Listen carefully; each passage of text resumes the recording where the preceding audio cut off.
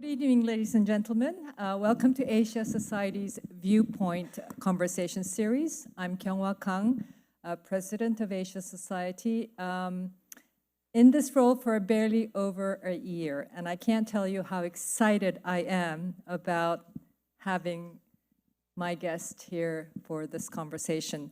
I would like to thank Dini and Devitre for their support for this Viewpoint series. With their generous support, we're able to bring to you this conversation, which is an annual series where we engage very prominent visionary figures on the stage to interview them about their work, career, and relationship with Asia. So thank you. I think you're here, Dini and Aisha. Thank you so much for this wonderful support. We're also closely collaborating with Pratham USA, which Dini leads for this night's program, and we thank for their close cooperation. Pratham USA is a leading global education nonprofit delivering high-quality solutions to schooling and training challenges toward award-winning evidence-based programs. So now our speaker tonight. I am just so thrilled to have Fareed Zakaria here with me to discuss his book, a bestseller from last year, Age of Revolutions, Progress and Backlash from 16,000 to Present. Fareed needs no introduction. If there was anybody who needed no introduction, it would be Fareed. But if you want to find out the details, it's all here in the flyer. So I'll let you read that. But he is one of the most widely read, seen, and listened to writer, journalists, and thought leaders, not just in the United States, but around the world. In particular, for those of us who've made a career in international relations, foreign policy, his work has been a must to read and to listen to. And I've been one of those career foreign policy experts. And I am very empowered to say that, in fact, this is the first time I am meeting and discussing in a conversation with Fareed Zakaria. I take that as my rather mediocre presence in the larger foreign policy community, but here I have my first chance to meet Fareed in person. Actually, when I was Foreign Minister of South Korea, your team had contacted me for an interview. The timing didn't work out, and so it didn't happen. But I have to say, I was rather relieved that it didn't happen, because engaging with Fareed in these issues requires a different length of intellectual strength and depth, I feel. So I was rather relieved, I have to confess. Well, but here you are. Can I just say it's a huge pleasure to meet you for the first time. And we did very much want to have you on the show. I will note that the last South Korean we had on the show was the president of South Korea, who very quickly subsequently was impeached. So maybe you did the right thing. Well, as long as you're not the president, maybe you eliminate that possibility. But so thank you. Fareed, any opening remarks from you aside from that? No. Just delighted to be here. Always been such a fan of the Asia Society. And for those of you who don't know what Pratham does, it's really probably the best charity operating in India. And it's very kind of you all to come here and support it in one way or the other. Great, wonderful. So I will have this conversation with Fareed for about 40 minutes, I believe, and we'll have an opportunity to take questions, one or two from the audience. You know, we're here to talk about your book, which was a huge bestseller. I must say, I've learned a great deal. It is so sweeping, but also very detailed, and lots of historical facts that I certainly didn't know about during these revolutionary eras in many key Western countries. So here's the book. But then, what's happened during the 6 months, and your very timely, responsive observations to these developments on your weekly CNA and GPS, your weekly columns, they have also been hugely helpful because you not only analyze the events, but you provide the historical context. So the book, one thing, but you have your weekly observations. So I thought I'd take a little bit of a middle way, not doing the weekly conversations here, but taking a few steps back and taking a slightly longer term perspective in this conversation. So not to, go back to the US-China relations as the main topic, which is the main topic, it seems, on every talk show these days. Good news coming out of the weekend from Geneva that there is a deal, which I think a huge sigh of relief all around. At least we have 90 days of reprieve. But overall, you give your take, my take on a weekly basis. But looking at the past 6 months, half a year, and all that has happened, and certainly lots has happened, what is your take now about the past 6 months? It's a great question, and to what extent, in a sense, would the book be different if I had written it now? I think that the core thesis of the book is that we have gone through and are still going through a period of extraordinary revolutionary change, economically, technologically, and culturally, and that when you look historically, when these kind of things happen, there's almost always a backlash.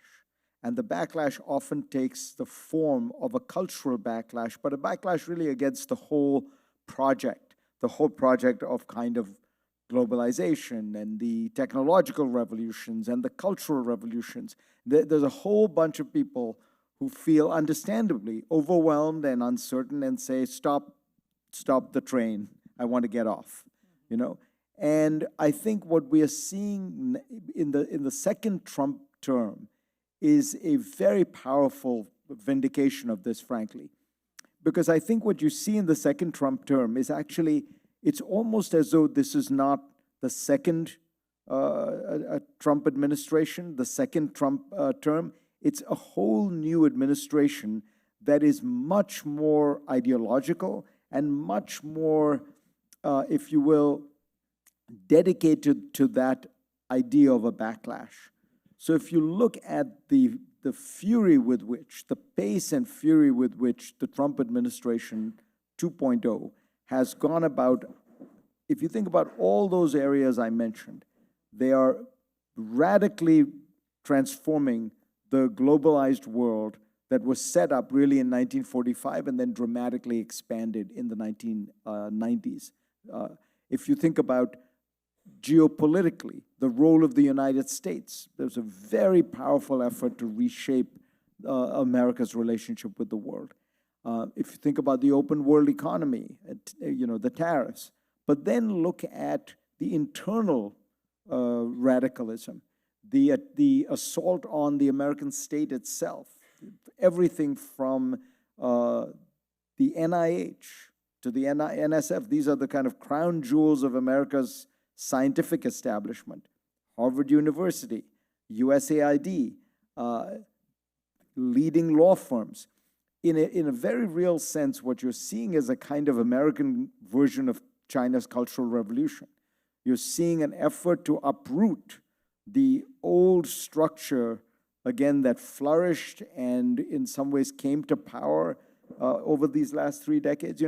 We've had, part of what's going on here is a culture war, but it's even a class war against what is seen as a urban, liberal, cosmopolitan, educated elite who have been running things for too long. And so what I've been struck by is the real ideological component to all of this, that there is a real effort to say, we want to attack all of it. And from a Republican administration, it's so important. I talk about how in the book, the old left-right divide doesn't make any sense anymore. think about this. Here you have a Republican administration, for those of us old enough to remember, against free trade, against, to a large extent, big business, attacking the pharma companies this week, against the CIA, which it regards as part of the deep state, against the FBI, which it regards as a part of the deep state, against the science and things like that. It's a very, very peculiar kind of ideology until you think about it in the terms I describe in the book, where there's sort of one group of people now who want a world that is more open trade, open culture, open, so that would be more trade, immigration, multiculturalism, a certain kind of urban open world. And the other side is saying, no, there's too much openness. We need to close it down in various ways. We need to, close immigration, close trade, close culture even. So much of this is, in my opinion, a kind of cultural backlash. So to me, it's been actually surprising the degree to which Trump 2.0 has turned out to be very different from 1.0. Final thought, why is that happening? I think we now see that in the first Trump administration, I don't think he really thought he was going to win. And so he came in fairly unprepared. We know this because he had asked Chris Christie to do the transition work for him. And then when he gets elected, somebody points out to him that Chris Christie put his father and his son-in-law's father, his brother-in-law, I don't know what one would call that relationship, but Charles Kushner, into jail. And so this was surely not a person you could trust. And so he junked the whole Chris Christie transition plan. And then they had to figure out something. And they ended up relying on two sets of people. One was the old Republican establishment, the Reince Priebus's of the world, the Rex Tillersons of the world, the Gary Cohns of the world, Steve Mnuchin. These are Goldman Sachs bankers, Exxon CEOs, chairman of the RNC. This is the old Republican Party. And the other was a group of generals. He appoints 5 generals in the first term. And in economic policy and in foreign policy, you can see how those groups actually restrained Trump very substantially. Now he's unchained. There are no generals, and there are no people from Goldman Sachs. And you frame that as backlash, a particularly fierce, powerful, untamed backlash. But the idea of backlash is that the larger trend will stay. The backlash is difficult, but in the end, we'll get back on the longer-term historical trend toward greater openness, greater interdependencies. Is that the assumption? So you ask the million-dollar question. I mean, historically, most of the time, that is what's happened. But sometimes the backlash can be very severe and take a very long time. Mao's Cultural Revolution lasts for 10 years, almost. In fact, by some measures, if you start the reforms at 1981, 82, which is really when they really begin, it goes from 66 to 82. I mean, the backlash that produces fascism in Europe lasts for a long time. So sometimes these backlashes, can be quite overwhelming, and they can be so disruptive that even if they get spent, they've set in motion a set of reactions that have a kind of self-sustaining life of their own. So the way I look at it is there's two possibilities. One, that what we end up with is just what you described, a kind of rattling of the cage, a modification, so we'll crack down on immigration. We'll have levels of tariffs that are frankly the highest we've had in a century, but still within a more globalized world. Look at the China deal, right? So we're not going to have 145% tariffs. We're at 30. We might even get down to 10 with China because, frankly, the 20% addition is for fentanyl, which the Chinese will surely find some way to demonstrate their seriousness about. And so you can imagine it coming down. With the rest of the world, the British deal suggests it's going to be 10%. Now, that's 4 times higher than what tariffs were when Donald Trump was elected. They were 2.5%. But that's a manageable world. Immigration restrictions, making it harder for people to, it's a manageable world. But what if these things spiral out of control? What if you don't actually end up there? What if you end up with a much more substantial decoupling of the Chinese and US economies? What if then that makes the Chinese, to give you one example, say, what was restraining us from taking back Taiwan was the fear of being decoupled from the American economy.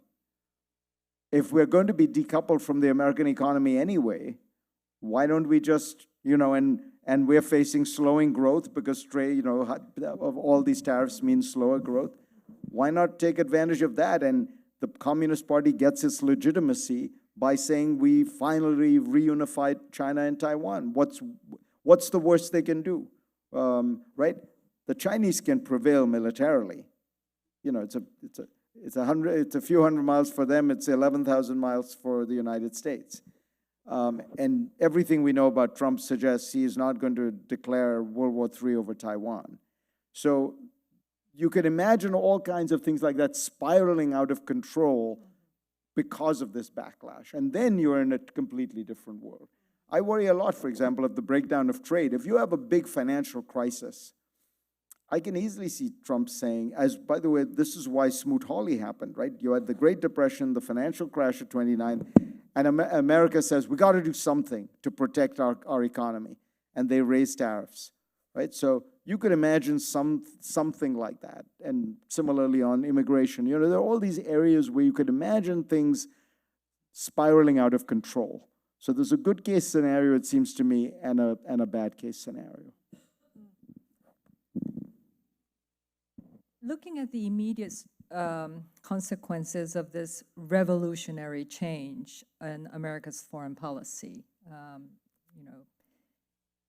I think that the tariff side of things, yes, it's shocking how fast, how furious they've been coming since the inauguration. But tariff was always something that President Trump had said was the most beautiful word.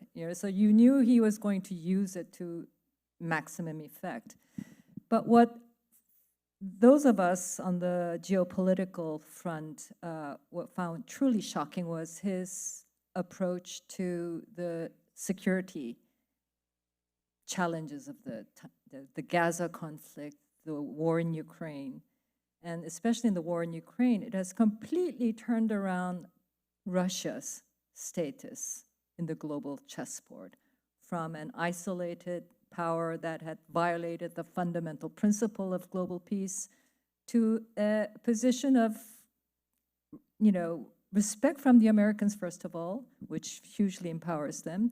So Russia is in a very different place now. And that change happened almost overnight from the final day of the Biden presidency to the first day of the Trump presidency. In your book, you call Russia the spoiler state. And that spoiler state is in a very different place now, much more empowered. The Victory Day parade was a showcase piece for Mr. Putin to demonstrate to the world that he is back. How would you describe Russia now? Yeah, so it's a very, very interesting moment because Russia really is a spoiler state. And what I meant by that was Russia is a country, and I contrast it to China. Russia is a country that has over the last 10 or 15 years thrived on global conflict, disruption, and instability. It has sought to create instability in Ukraine, in Georgia, in Moldova, in Belarus, to a certain extent in some of the stands, in Syria. It has been, in a sense, eager to in some way disrupt what it saw as a too comfortable Western hegemony, both of facts on the ground and of ideas. And it has done that very effectively in some ways, kind of punching above its weight. It's economically something of a basket case. It's an economy the size of the Netherlands and declining, even though it's 150 million people and 10 time zones or whatever it is. It's basically a natural resources economy. But that is also the key to understanding this spoiler idea, because when you are a natural resource economy, conflict, disruption, and instability actually help you. What happens when you have instability? The price of oil goes up. What happens when you have conflict? The price of all these commodities go up. So in a strange sense, Russia actually has benefited from a great deal of this disruption. China is very different. China is a country that has benefited from stability and integration and globalization. China is a consumer of commodities, not a producer. It wants stability and low oil prices and low gas prices and low nickel. And, so I've always thought that we don't pay enough attention to that reality. Now, Trump and Russia is its own puzzle. I can only quote to you from McMaster, who was Trump's national security advisor, General H.R. McMaster, one of his generals, who said after spending 10 years working every day with Donald Trump, the one mystery I cannot explain is the hold that Vladimir Putin has on him and the hold that Russia has on him. And I think he meant it genuinely, not in the sense of some secret dossier or file. I think that it's actually more complicated than that. Trump has this obsession and this idea of Russia, and I wonder whether it comes out of the Cold War, and he was a businessman in those days, and he thinks about Russia and Moscow as this grand capital, the head of this empire. He went to Russia, he went to Moscow in the 80s when it was opening up under Gorbachev, and he wanted to build a big hotel in Moscow. So maybe he has this exaggerated view of it, because even, it's the only country, by the way, in the entire world that, as far as I know, was exempt from reciprocal tariffs. It's totally bizarre. And his argument was, well, we don't do much business with them. No, we do $3 billion of business with Russia every year, which is more than 90% of the countries he tariffed, or maybe not 90%, all the countries in Africa he tariffed. I mean, $3 billion is nothing compared to the business we do with China or South Korea, but it's way more than many of those countries. He has always seemed to see things from Putin's point of view. He's, look at the Ukraine, as you say, where he not only reverses the conflict, almost accusing Ukraine of being the provocateur and the aggressor. So I think that there's possibly this exaggerated view of Russia, whereas in fact, as I say, Russia is a declining country, desperately trying to hold on to it's the last multinational empire, trying to hold on to its crown jewel, the way the French tried to hold on to Algeria and Indochina in the 50s, and the British tried to hold on to Kenya. But I think there is a broader issue, which some of the MAGA movement, and I don't know that Trump personally believes this, because he's a more practical guy.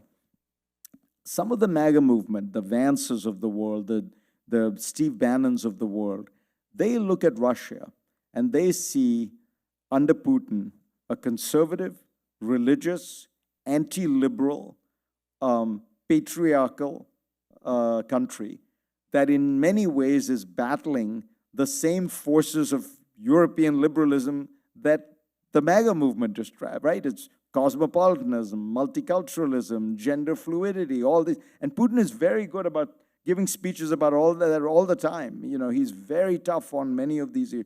Putin is in many ways a cultural conservative. And I think that there are people, and if I recall correctly, people like Steve Bannon or people around him have said things like, look, this is a white Christian nation trying to support traditional values against European liberals who are trying to destroy them. So there is a cultural dimension here where Russia becomes an ally, not an enemy.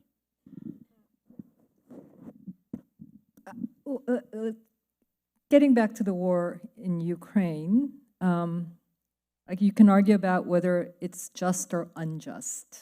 But how do you, given the current dynamics, there's now a movement towards some kind of discussion, whether it's between Mr. Zelensky and Putin or his underlings in Istanbul, right? It's very difficult to see a just end of the war that would meet the expectations of the of the Ukraine, of Europe, of the United Nations standards. But leaving aside this idea of just or unjust, how do you think this might come to a ceasefire or an end of the conflict? You know, there was a time when lots of people were talking about the Korean Peninsula model, where it froze with a ceasefire with a big DMZ to separate the two sides, and that ceasefire being monitored by neutral nations on two sides. And that idea seems to no longer being talked about. But what kinds of peace, whether it's a temporary peace or a lasting peace, that might come about?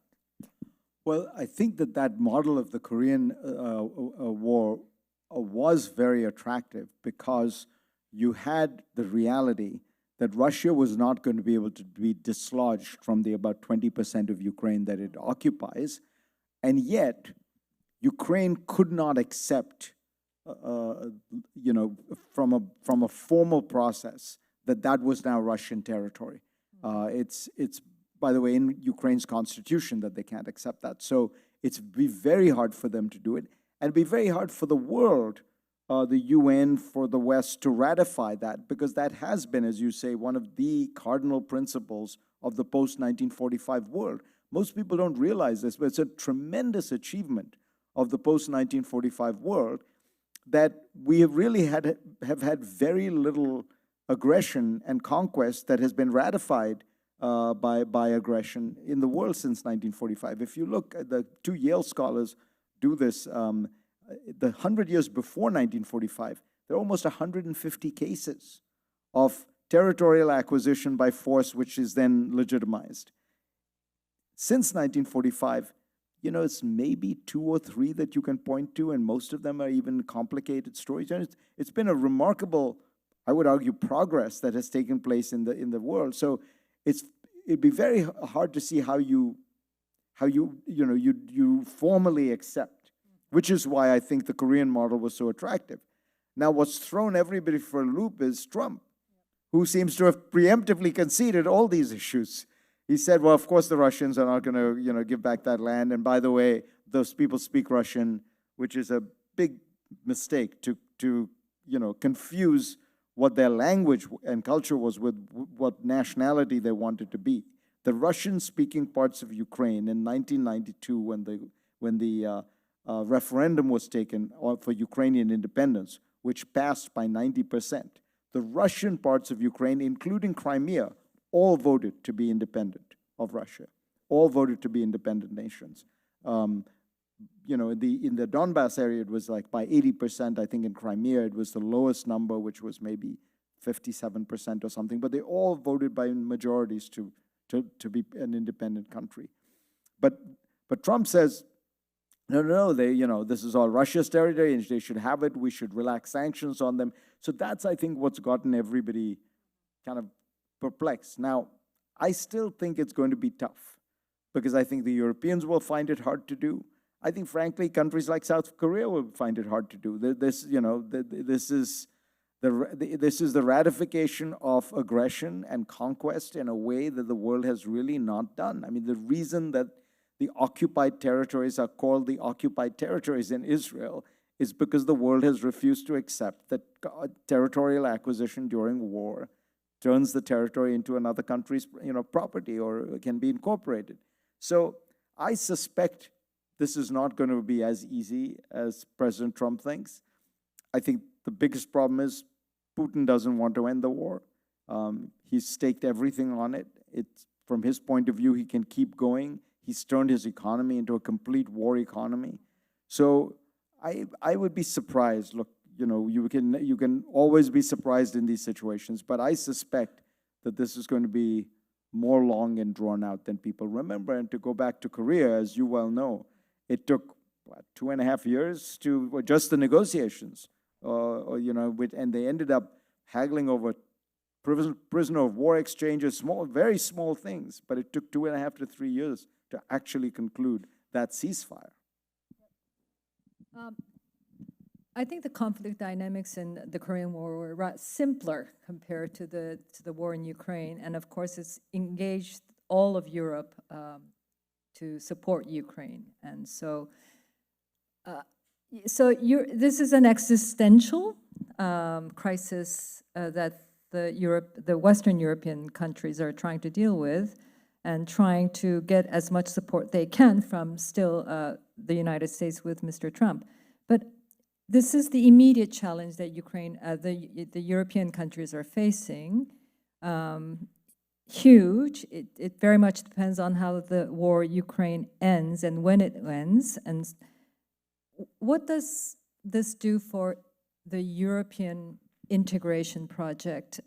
You all see splits within that integration from the likes of Hungary that has a very different take on not only the Ukraine crisis, but the European project as a whole. So the European integration model is challenged. The Ukraine war throws an existential challenge to that model.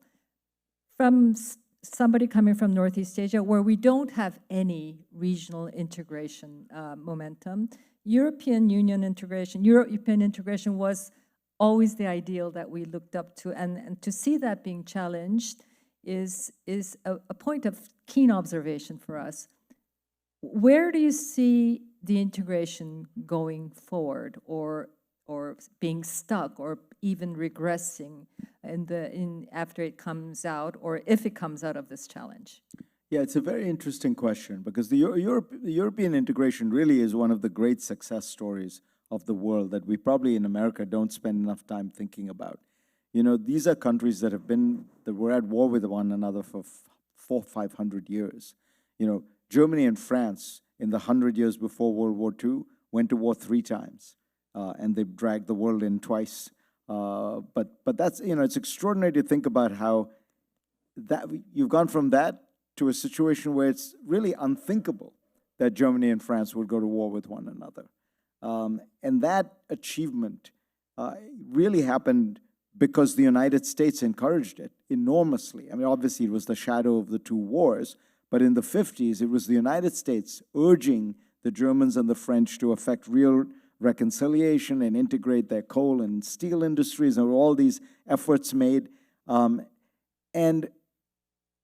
the challenge of the European Union is these are really very different countries, you know, with very different histories. And, you know, it's funny. I know this is a kind of, at some level, a silly anecdote, but I was talking to a Slovenian friend of mine. Now, Slovenia is this tiny country, part of the old Yugoslavia, and I was asking him, you know, you guys are right next to Croatia, which is another tiny country that comes. Are you really that different? And he got very upset. He said, no, we're completely different.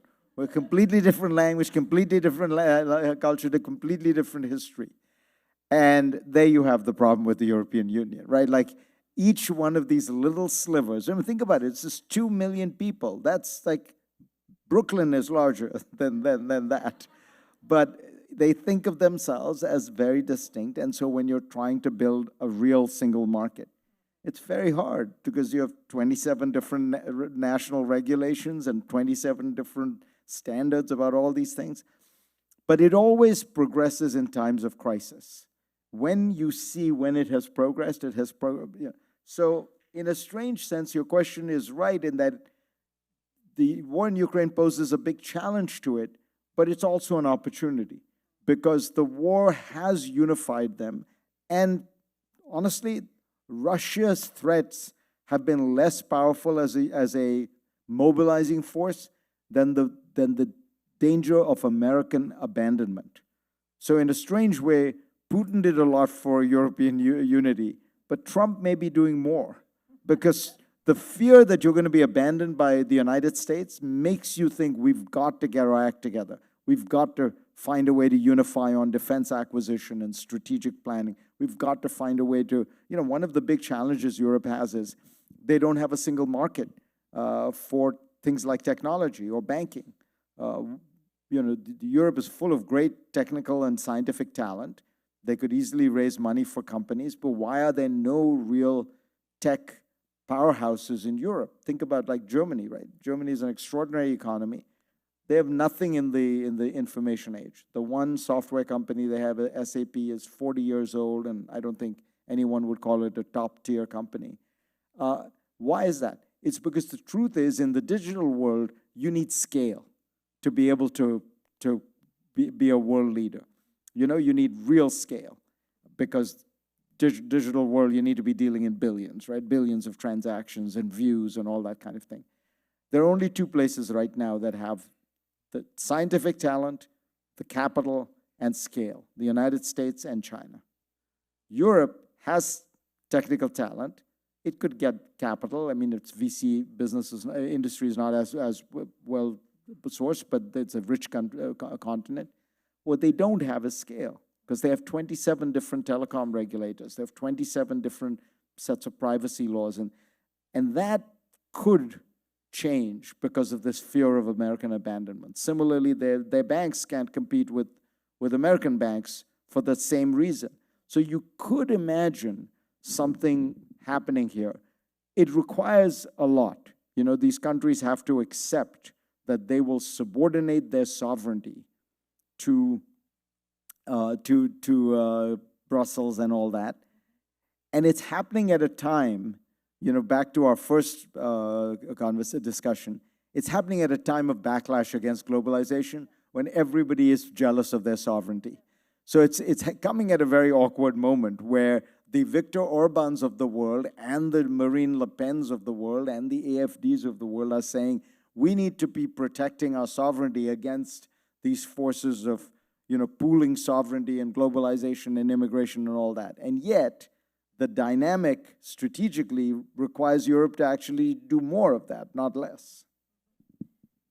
Even before this challenge, you look at the European integration, ever greater, was it integration or union, and deeper. There was always that popular sentiment that was against that. They saw, you know, there was a democratic deficit to the whole integration, that Brussels was doing things that the everyday people in this country or that country didn't necessarily like or approve. And that sentiment is being fueled by the right conservative extreme voices in Europe at this point. So it was a challenge already. It's being further challenged.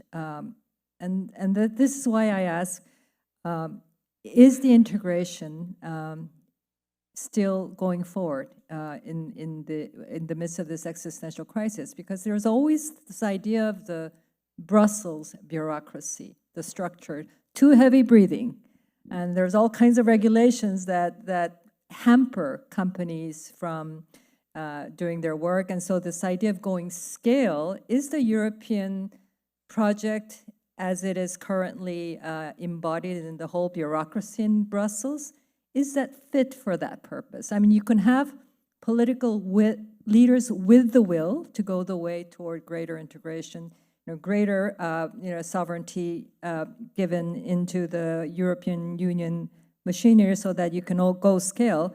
But the way it's currently set up doesn't inspire that, if I may put it that way. Yeah, I mean, you put it, that last phrase is exactly right, because the reality is very different from the image. So people think of Brussels, and you're right that there is this popular image of this all-powerful, massive monster bureaucracy telling people what to do. In fact, the total bureaucracy of Brussels would be about the size of a small American state. The government, you know, the government bureaucracy in, I don't know, Colorado or something like that. It is not a very large state. It has a no taxing authority, and the percentage of European GDP spent on the European Union is tiny. It's like 1% or 2%. What Europe has largely done over the last 30 years is liberalize the European markets so that they become more competitive, so that they become more efficient, so that you don't have essentially hidden protectionism that allows. So when people say, oh, Brussels is going to decide, the nature of cheese, yeah, the reason is because the Italians will have regulations in place that say French cheese can't be sold in Italy because it's not cheese. And the French have regulations doing the same thing to Italian cheese. And so Brussels comes in and says, guys, you can't do that. You can say only the cheese can only be called Parmesan if it comes from Parma, but you do have to be able to, you have to let in the, so that a large part of what Brussels has actually done is break down those kind of barriers. But Brussels' problem is, as you put it, the democratic deficit. Look at places like Poland and Hungary, okay? If you were to go around Poland now, and you'll be struck by how modern the infrastructure is. If you had ever been to Poland during the 1980s or even the early 1990s, this was, you know, this was a country that had been communist for 40 or 50 years. It was decrepit. I mean, it looked very, very beaten down. It is now looks exactly like Western Europe. How come? Did they grow that fast in 20 years? Well, they grew fast, but the vast majority of that infrastructure was built through massive transfers of money from the European Union to Poland, to Hungary. There was a period when 5% of Poland's GDP was just EU transfers of funds going in. 5% of Hungary's GDP, probably a larger percentage of Hungary's GDP, was European Union. And that's basically French and German money, and in the old days, British money, going in to lift these places up. And now those very places have these powerful leaders like Viktor Orban and the Polish, you know, the right-wing government saying, we hate Europe, we hate the European Union. Because what happens is, every time you have a problem in your country, you blame the European Union for it. It's the easiest thing to do, right? Like, you have too many immigrants, whatever it is. When the bridge is built, you say, thank you so much, I built the bridge. Nobody says, oh, thank you, Brussels, for all the money that allowed us to build this bridge. So you have a very clever game that politicians play, which is that they blame the European Union for every problem they have. They take credit for every benefit that they have gotten from the European Union. And so you end up with this kind of tragic dilemma. There isn't a good way out of it. You know, one of the things that I've always thought about is that, and this is true of, you know, and I talk about this in the book, this is true of the kind of liberal project in general, which is, it's what you deliver for people is greater prosperity, greater freedom, greater autonomy, greater ability to live the life you want to.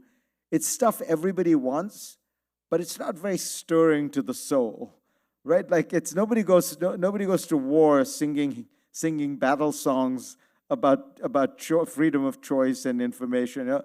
You go to battle songs talking about, you know, your ancient ancestors and God and country and blood and soil. And that's what, you know, those right-wing populists have going for them. They know how to use that language better. And so Brussels can't defend itself by saying, yeah, but you know, we reformed the economy so it's growing 0.5% faster for the last 10 years. Your ability to bring back that historical context and the change from decades, centuries ago, and to compare that with the current, I think that throws things into the larger perspective and appreciate the changes that have taken place. There is another model of integration in Asia, which is the ASEAN model. I had the chairman of the ASEAN Business Advisory Council in our building just this morning, and they were comparing the European model of integration and the ASEAN model, much lighter, much more, lighter at the overall bureaucratic model of having a secretariat that is really minimalistic for the ASEAN countries. And they like it that way. I think but ASEAN is definitely rising in terms of its geographical, political weight. It is also becoming more important as a source of growth, GDP generation, wealth growth. And you also have then India. And you, of course, you have China. So overall, as Europe is struggling, Asia is rising. Asia has lots of challenges, very diverse, many potential flashpoints, and we've seen one of them flaring up between India and Pakistan in the recent days. But overall, there is that sense that Asia is rising. And being an Asian myself and working for an organization that is dedicated to highlighting Asia, promoting better understanding of Asia, this is rhythm to our ears. How do you see Asia's rise? You talk about the rise of the rest in your book. That includes Asia and other non-Western parts of the world. Asia's rise is we've had, I'm sure you're good, Mr. Kishore Mahbubani sitting right there sometimes in the fall of last year saying these points, past the center of the world was London, presently it's New York, concentrating on the economic, the trade dimension of a global context. And he says, it will be Singapore in the future, rather wishfully, but not without grounds, because Singapore is such a star player when it comes to economic prosperity. What is your sense of Asia's rise? Well, there's no question. It is the fastest growing region in the world. There's no doubt that that process is going to continue because there's enormous amount of learning that has taken place in Asia. Mm-hmm. So why did Asia begin? Why is Asia in the place where this has happened? There are a bunch of reasons, but probably the two most important ones. In East Asia, you had countries that did not have the curse of oil wealth or natural resources. So they had no option but to invest in their people and to adopt market-friendly and trade-friendly policies of some kind or the other. And so that investment in human capital and the openness to the world economy are probably the two factors that, because otherwise you look at the Asian countries we talk about, they followed very different policies. If you look at Hong Kong, Singapore, South Korea, Japan, they're all very different. But those two elements are common. The second is that they all looked at success and tried to emulate it. So the first country to succeed is Japan. And then everybody starts looking at, and Japan was really the first non-Western country to break out and to really manage to modernize its economy. And people started to say, well, if Japan can do it, we can do it, There's a very real sense in which when you have somebody familiar who can do something, you say, oh, we can do that, we can do that too, and you sort of copy that model. And so it went. I think that process will continue because you look at the Malaysians and the Indonesians, and they're in many ways trying to copy what some of the countries around them did. I do think that there is an interesting challenge that Asia faces, which is the geopolitical one. Because until now, all that prosperity, that Asia's rise has taken place under the umbrella of American hegemony and protection. And again, we get to the Trump administration. If America withdraws in a substantial way in that way, what does that begin to look like? Then I think you have a much more complicated geopolitical dynamic, because the truth is ASEAN, yes, it's impressive and it's but it's really what's impressive is the countries of ASEAN. ASEAN doesn't do anything. It's a very small bureaucracy because all it does is it organizes conferences. The European Union is actually doing massive political, economic restructuring of countries. The European Union is responsible for having transitioned the communist economies of Eastern Europe into Western capitalist economies and liberal democracies. There are rules about independent courts, all that stuff. ASEAN has done none of that. It has no such ambition. So it's easier for it to have a smaller bureaucracy and because it's more a kind of metaphor. But what begins to happen in an Asia without American protection is the geopolitical divides begin to become clearer. And you start to see, and you can see that happening with India and Pakistan in the last few days. But notice the new element to it, which is China, which Chinese weaponry was crucial in Pakistan's response to India. And that is only going to grow as Pakistan becomes more and more allied with China. That is then going to probably, in my view, make the Indians reach out to the Quad and say, guys, you need to back us more clearly and explicitly. And so then that means that, do members of the Quad have to get more involved and more take a side on this? So all of a sudden, you're seeing the kind of eruption of geopolitics in India. And of course, if China becomes an even larger presence and even more aggressive in its policy, then people have to start developing, drawing lines along those areas. I once had a conversation with Lee Kuan Yew many years ago, in which I said to him, why will Europe's past not be Asia's future? And what I meant by that was, if you looked in the 19th century, the fastest growing countries in the world were all in Europe, and they were close to one another. They had border disputes. They had different political systems, and they went to war constantly. As Asia begins to grow, you have all these countries close to one another, growing fast, many border disputes, many different national political traditions and cultures. Why won't they have that same warlike future?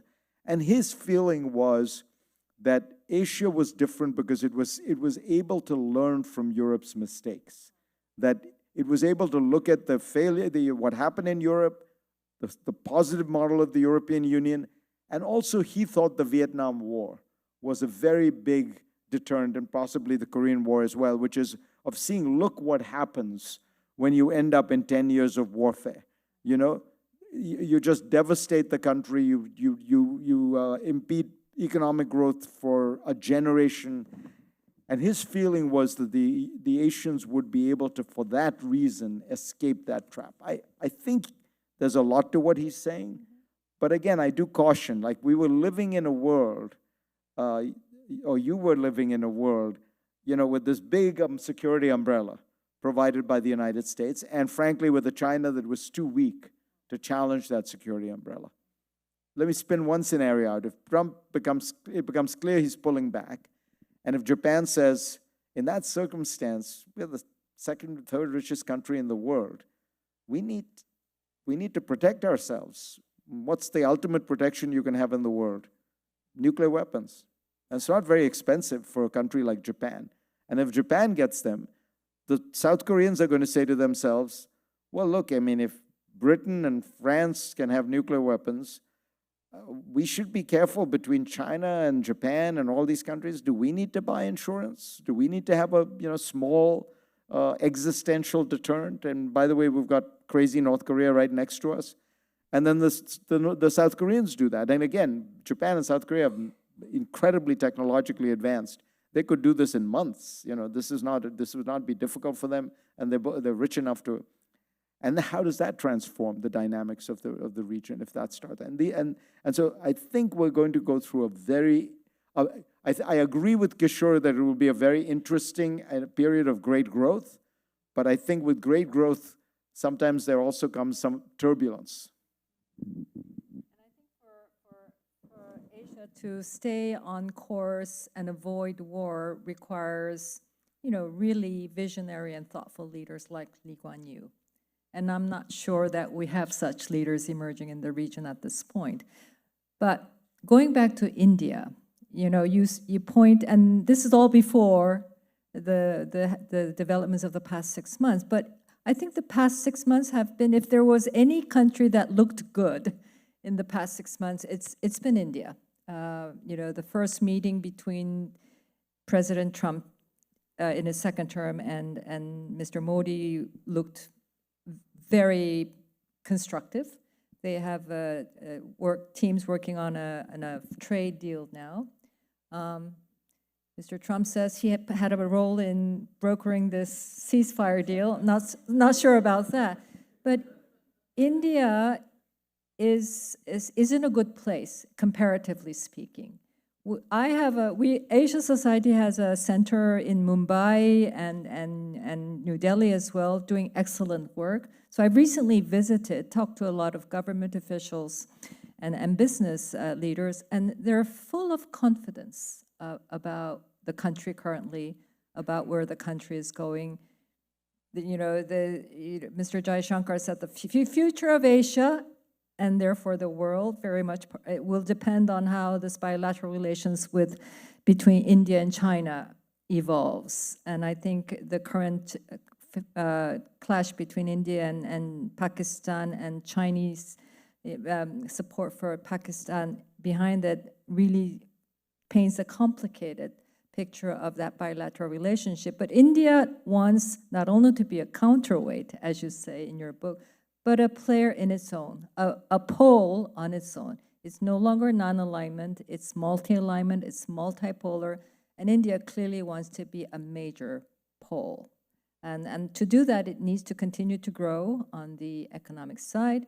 It needs to continue its leadership of the Global South, which was its big motto when it hosted the G20.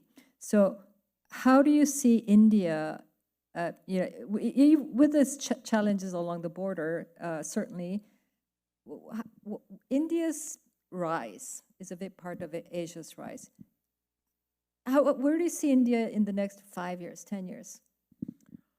This is India's moment. There's no question, because India has, because of really 20 years of consistent reforms, and I think it's actually worth giving credit to we often think about democracies as being so bad and chaotic and crazy. What you have seen in India since really the early 1990s is very consistent economic reform that has only moved in one direction. For sure, it has not been as total and sweeping and transformative as China's reforms were, because it's a democracy, and when you try to do something like agricultural reform and the farmers revolt, you have to go backwards and you have to take back those reforms. But if you pull back and say to yourself, this is a country that in 1990 was basically a socialist economy with a small private sector, and look at how it has transformed itself over many, many elections in which opposition parties have ruled, coalition governments have ruled, single party states have ruled, single parties have ruled. It's actually quite impressive. And it has unleashed enough economic competitiveness and momentum, and there is enough dynamism in the state-to-state competition, which people don't think a lot about. But a lot of what motivates is getting growth going in India is the intra-state competition within India. All of that is enough that even without the kind of big bang reforms that economists always look at, and by the way, that would be very, very good, India is on a move. Now, it will probably always disappoint its most ardent admirers and well-wishers, and its most ardent detractors. India will never grow as fast as China did in its heyday. That is just not going to happen. But it will never collapse. It will never become the basket case economy. It's never going to be, going down the path of so many economies that would derail for the reasons I mentioned. So, for the last 30 years, it's been the second fastest growing large economy in the world, which is not bad. It's a good, for those who in India, we're going to catch up with China. Well, good luck. China is 5 times larger than India as an economy. And on a per capita basis, roughly the same. It's maybe 4.5 times the per capita GDP of India. So India has real challenges that it has to overcome, but it has this sweet moment. So even the tariffs, if you think about India, is advantaged by the fact that the world needs a low-cost producer, advantaged by the digital revolution and the information age. It's been now advantaged by the fact that the rise of China makes people look for a counterweight to China. But with the tariffs, India is actually one of the few countries in the world that is advantaged, because one of the things holding India back is it is one of the most protectionist countries in the world. Brazil and India could probably compete for that dubious distinction. I would probably give the prize to India. It is probably the most protectionist country, a large economy in the world. And that is at the heart of what is holding it back from being a manufacturing powerhouse. Because a lot of what you need to be a manufacturing powerhouse is the ability to import intermediate goods to then assemble them and put them out. So China doesn't actually make the iPhone. The iPhone is made in 15 countries. But China imports those parts at very low duties and then assembles and exports it. China is much more open to the world economy than India is. Most Indians don't realize this. So if, because of all this, the Indian government were to use this threat that Trump presents and say, okay, you know what, we're going to slash tariffs on all these areas, they would probably, that's the single best thing that you could do for Indian growth right now in terms of a doable set of reforms that would have a huge impact, because India still struggles with manufacturing. It is not an area where India has been able to, and you can't deal with mass unemployment, and India has a problem with this, without manufacturing. For all the, India's tried the services route and it has those huge call centers, but those are all educated people in some form or the other. And what do you do with the vast majority of people who just need to have jobs where they work with their hands? This is, India's economy is in a very different place than Western economies, but that's what you need for employment. So that's the challenge. And then the second thing I would say is, again, back to the turmoil issue. So you're right, this is India's moment. It has enormous opportunities, but it faces a China that views it very suspiciously, and with which tensions have been growing a great deal. So I'll give you an example. The Indians want to get big on green technology. The only way to do it is by importing solar stuff from China. The Chinese dominate solar panels. The Indians are very reluctant to do that. So that's going to be a challenge. Yeah. And the second is, of course, Pakistan, which remains this festering problem, and it now gets combined with the China problem, because China can use Pakistan as a clever, asymmetrical way to keep India occupied and on edge and engaged in this, kind of all this stuff that doesn't help India's growth potential. So again, back to with growth comes turmoil.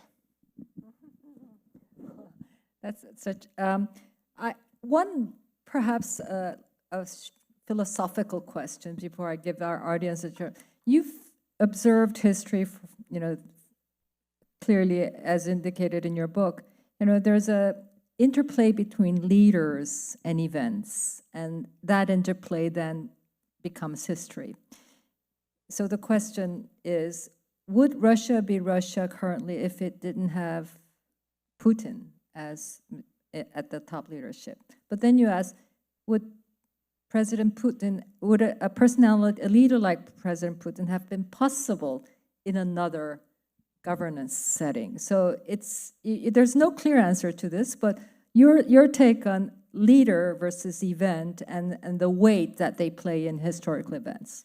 Yeah, what you're asking is Russia the way it is today because of Putin, or is Putin the way he is because of Russia, right? That's the question. You can ask that question about all. Absolutely. And I think, look, there is a lot that is determined by broader structural forces. They give you challenges and opportunities, but ultimately, leadership is incredibly important, because it is the X factor that takes those opportunities and molds them. Let me give you a simple example that isn't Russia. Xi Jinping's China. People always say nowadays, it's become very fashionable to say, oh, we thought China was going to liberalize because we were integrating it into the world, and it turned out it was all complete a hoax. It never happened. Well, what people forget is that from 1979 to about 2010, China did go through a steady phase of opening up to the world, opening up its markets, but also relaxing an enormous number of the totalitarian rules, laws, and practices it had. People in China had much more freedom. They could work where they want. They could, to a certain extent, live where they wanted. There were even freedom, a certain kind of freedom of expression. There were, society magazines. There was a whole bunch of activity that took place in China that was completely verboten under the old regime. And every year it got more and more so. I would go to China almost every year during this period. And every year you could see China opening up more, and you could see it becoming more comfortable and more accessible to the world. And I think that Xi Jinping comes in, and he sees this, and he realizes that this is a China in which the Communist Party is becoming irrelevant. And the nightmare he is thinking about, number one, is the Soviet Union, when Gorbachev opened up, and it so opened up the society that the Communist Party found itself totally irrelevant, collapsed, and the whole country collapsed. But he was also thinking, I think, about South Korea and Taiwan, where people forget, but these were very tough dictatorships. They modernized their economy. They opened up to the world. They began to be a protest, greater protest for democracy. The first reaction of all those regimes was to crack down, and crack down very hard. But ultimately, it was unsuccessful, and we can talk about why. But I think she was looking at all of that and saying, we're not going to go down that path. I'm going to stop all this. And the way I've got to stop it is I have to actually, it's not just about cracking down on students.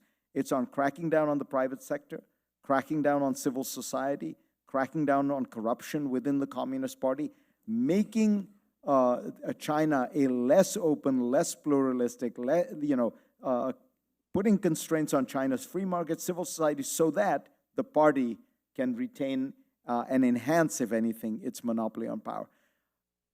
Would that have happened if another leader, if you think about the leaders who came out of China, there were all these technocratic engineers who just kept wanting to keep China's growth going. This guy was different. He said, I will sacrifice growth. China has grown the worst under Xi Jinping compared to all leaders since Deng Xiaoping. But he was not trying to maximize economic growth. He was trying to maximize political control of the Communist Party.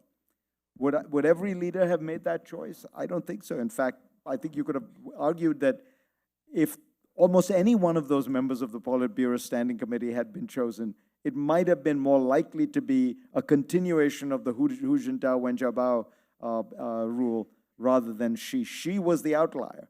But China and the world is very different because of that outlier. Now, I'll take two questions from the audience. I think Fareed just has enough time to answer those. We have to end by 7:45. So if I could have just two hands.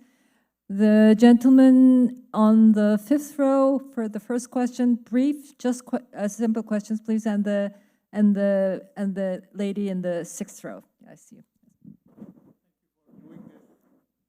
It's been fascinating.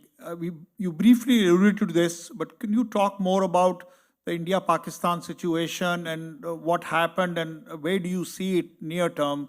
Because that could derail a lot of your hypothesis for India and Asia. Absolutely. So let's step back for a moment and ask, why did this happen in the first place? And I am going to assume that the attack on the tourists in Kashmir was either planned by elements of the Pakistani military or came out of groups that have been funded and encouraged by the Pakistani military for a long time. And I say that because we now have a lot of evidence going back 30 or 40 years, and you have testimony of former Pakistani officials. So I think that is a reasonable assumption. Why is it happening? It is happening for the fundamental reason that has never been solved, which is that in Pakistan, you have,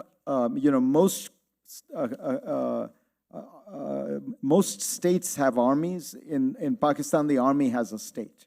The state is the dominant force in Pakistan.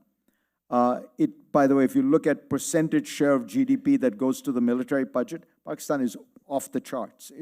It's a huge part, once you particularly add in the informal parts of the economy that the Pakistani and the network of retired generals own. It's why you can never do real economic reform in Pakistan, because you're up against, it's not the labor unions and it's these generals who own everything. Pakistan's military was facing a crisis, the kind they have not faced in a long time, which is the most popular politician in Pakistan by far was Imran Khan. This is a guy who went from one seat in parliament to a majority in parliament. And you know this, you talk to any Pakistani friend of yours, they'll tell you, it's extraordinary how popular Imran Khan is. And Imran Khan takes on the military, finally. First guy to do so since, Bhutto in the 1970s. And they immediately essentially engineer a soft coup against him. He's in jail now. The Pakistani military is not popular for having done that. And for the first time, you saw real dissent and dissatisfaction directed toward the military. So isn't it convenient that then you have a cross-border event which causes a rally around the flag, rally around the country, and a rally around the army for bravely defending Pakistan's honor and interests? The whole dynamic in Pakistan has now changed because of that. So if you simply apply that old, Roman rule, cui bono, who benefited from this? It is clearly the Pakistani military. And so that is the heart of the problem. The second piece of this is that India is becoming richer, more powerful, more confident, and is asserting itself more. And that is clearly, you can see that in the pattern of Indian responses over the last 20 years.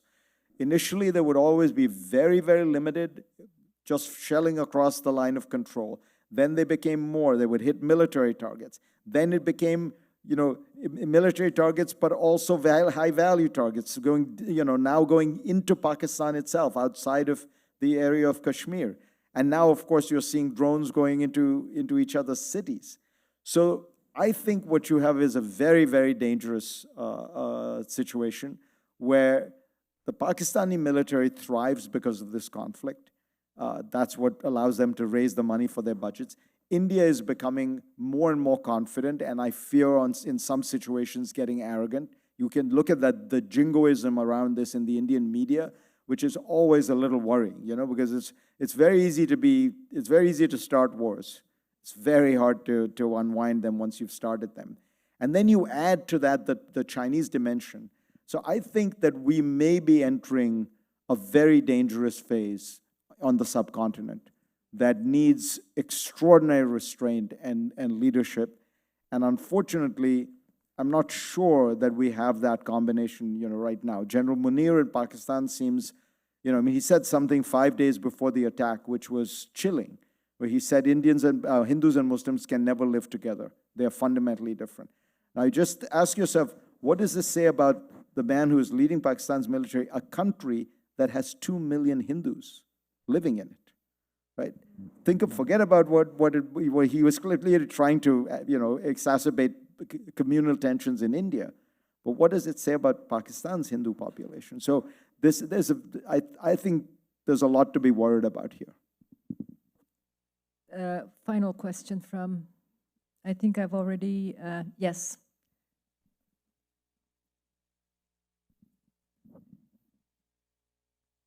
Good evening. I'm the permanent representative to the UN for the private sector, and I'd like to bring us back to the US. What a great job. I didn't even know it existed.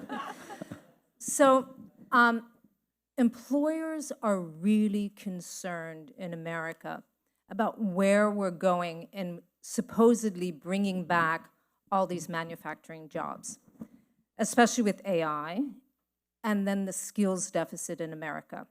There's a statistic going around that the average American reads like a 10-year-old. So, and you're talking about Asia jumping, we're far behind. The PISA results are horrific for America. We have 4 years to bring all of this back, apparently, and make America great. How are we going to do this in education? Well, you ask a very good question. The chance of bringing back large-scale manufacturing jobs in the United States is close to zero. If you look at a chart of manufacturing employment as a percentage of total employment from 1950, it just goes like that. And it's a fairly simple, straightforward line. You would be hard-pressed to find when NAFTA happened, when China got into the WTO. None of those things had any effect on that statistic. Percentage of manufacturing employment compared to total employment, which is the only relevant purpose. It was at about 35% or 40% in the 50s. It's now down to 8%. 80% of Americans are employed in services. Services, and this, by the way, is why the United States is the fastest growing of the G7 countries, because we embrace the future. We embrace the digital economy. We embrace services. That's where the high-paying jobs of the future are. That's the cutting edge of technology, not trying to find ways to make sneakers and textiles in this country. As Dave Chappelle said, I want to buy Nike, I don't want to make Nikes. And by the way, it's actually more complicated than that. We design, brand, market, and do all those things around Nike sneakers in America. Those are the high-value jobs. Yeah, we make them somewhere else because those are the low-value jobs. $200 sneaker, about $30 or $40 is the manufacturing. All the rest is the services associated with it. So it is a you know, it's I would say it's a quixotic venture. But what's sad is you're totally distorting global trade. You're taxing Americans. Remember, even at the 10% tariffs, that's a quadrupling of tariffs for Americans.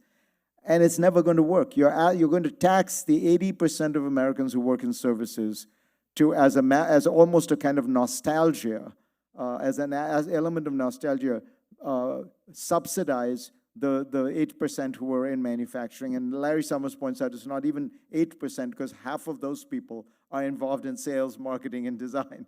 So it's 4% of the people on the factory floor. Meanwhile, while we're having this nostalgia trip to the 1950s, as you say, the real challenge we should be talking about is what do we do about white-collar employment when we are about to be hit by the most powerful technological transformation that has ever happened. Without any question, that is what AI is, and you are beginning to see it in the job numbers. You are seeing college graduates have more difficulty getting jobs. You're seeing, I mean, there's statistics out that business school graduates are having difficulty, law school graduates are having. Why?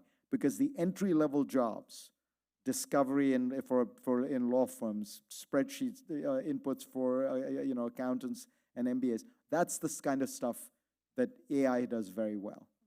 Coding is challenged. Microsoft just said it's going to cut 3% of its workforce. It says 30% of its code is now written by AI. That's the challenge of the future, not figuring out how we make jeans and T-shirts again.